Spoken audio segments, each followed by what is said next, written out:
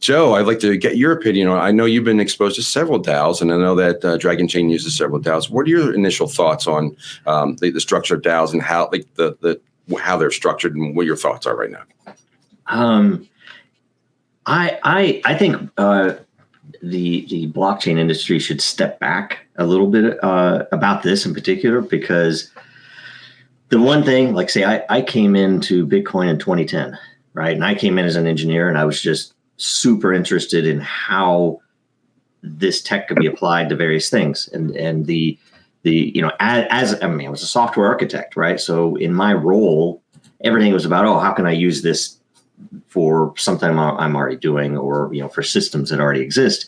And other than all the obvious issues with scalability and economics and everything else that came into it, the big missing piece, or one of the big missing pieces maybe, was the ability for these disparate groups to organize in some way beyond just, we have an account on GitHub, and we're all about decentralization, but that's on GitHub, And so I would look at it in more of an abstract or utilitarian way, that if you take away the fact that many of the existing DAOs focus on financials, they focus on, we want to provide liquidity to, or we want to do this with this money, or we all want to get together as an investment club, essentially, right?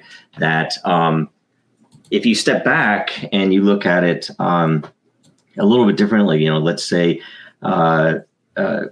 for content, I mean, we one of the first ones that we built, it was Den.social, and it was focused not on raising funds, not on investing funds. It was focused on how do we tune a system over time with wisdom of the crowd, in a way that reaches our business goals, which is to provide better content faster, to pull more people in, to make all of this work better.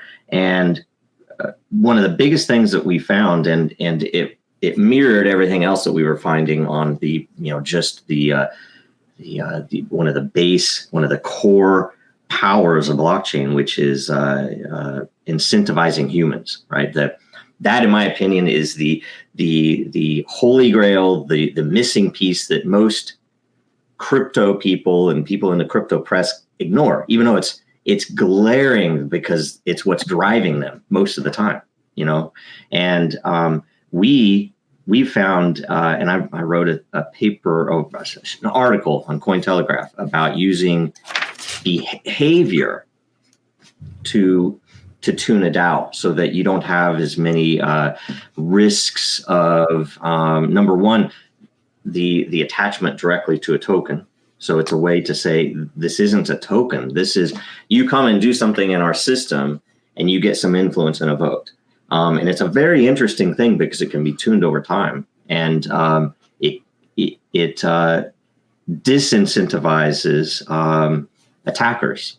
Because if you want, not only do you have to invest in our tokens, let's say, on one side of our DAO, you also have to come into our system and do the things that we want done by everybody else. And so all of a sudden, you're contributing to the actual fundamentals of what we're building, not just the token economy, which is very easy to manipulate, right? I mean, you have enough money, you can manipulate any of these token ecosystems. So anyway, that's kind of it's a lot to explore.